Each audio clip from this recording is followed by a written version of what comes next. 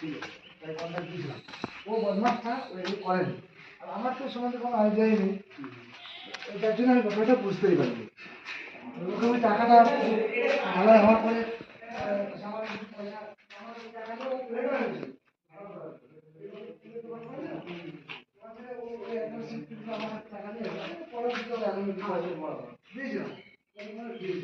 কিন্তু বদমাসি করেছে, আমার কাজটাই খারাপ করে দিয়েছে। আর তারপরে বলতে কি ওই সে আমার কাজটা শেষ হয়ে ধারায় ভালো ছিল।